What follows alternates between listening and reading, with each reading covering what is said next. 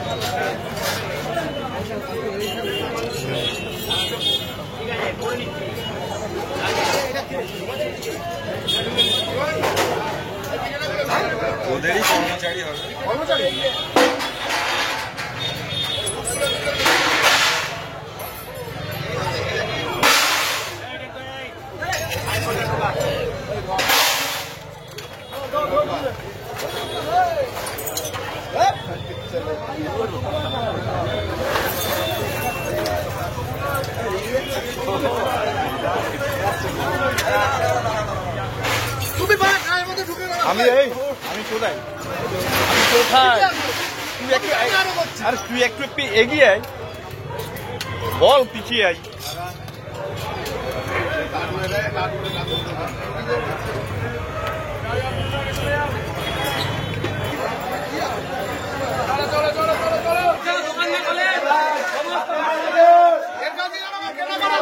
কাছ থেকে কেউ কেনাকাটা করবে না।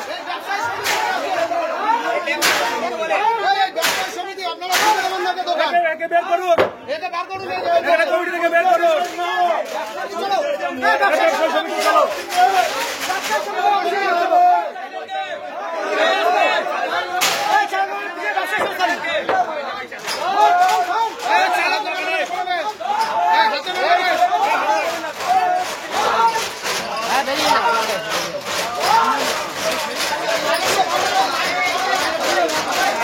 এখানে ব্যবসা করে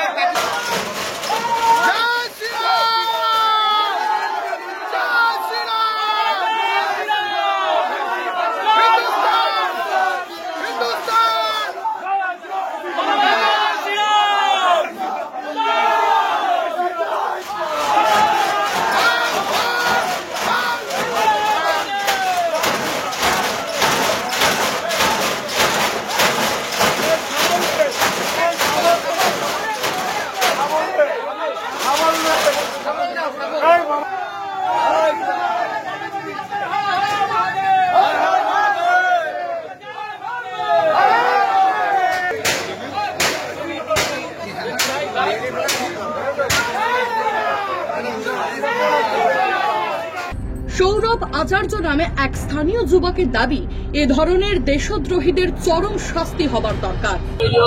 দেখুন, আজকে আমরা সেন্টুর থেকে খবর পেলাম, আমাদের এলাকার ছেলে সেন্টুর কাছে খবর পেলাম, এই যে এই দোকানটা দেখছেন না, কি কুরেশি জানো, এ পাকিস্তানকে সমর্থন করে ফেসবুকে লিখেছে। তা স্বাভাবিক, এটা আমাদের খুব আঘাত লেগেছে। এখন তার প্রতিবাদে আমরা এই দোকানটা বন্ধ করে দিয়েছি এবং এই দোকান খুলতে দেবো না আমরা, এবং এলাকার লোককে আমরা বলে দিয়েছি এই দোকানটা যেন সম্পূর্ণ বন্ধ রাখে।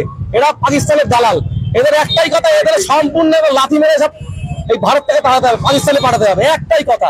আমরা এখন থানায় যাব, এর নামে কমপ্লেন করবো। এখানকার পিসি পার্টির যিনি আছেন তিনি বলেছেন থানায় কমপ্লেন করতে, তারপর আইনের মনে চলবে। গ্রেপ্তার এবং শাস্তি, এবং এইসব লোককে জেলে ঢোকানো উচিত, সারা জীবন জেলে রাখা উচিত। এই শাহজাহান শেখের মতন সারা জীবন জেলে রাখা উচিত এইসব জানোয়ারকে, এক নম্বরে পাকিস্তানের দালালেরা। পরে বারাসত থানার পুলিশ ঘটনাস্থলে পৌঁছে অভিযুক্তকে আটক করে নিয়ন্ত্রণে আনে পরিস্থিতি। শুরু হয়েছে তদন্তের কাজ। তবে এই আবহেই খবর পাওয়া যায় সেই উত্তেজিত জনতা বারাসতের বড় বাজারেও একটি মাংসের দোকানে চড়াও হয়ে ভাঙচুর চালায়। বারাসত থেকে শান্তনু বিশ্বাস, সপনাবিক নিউজ। সমস্ত খবরের আপডেট পেতে লাইক করে সাবস্ক্রাইব করুন সপনাবিক নিউজ।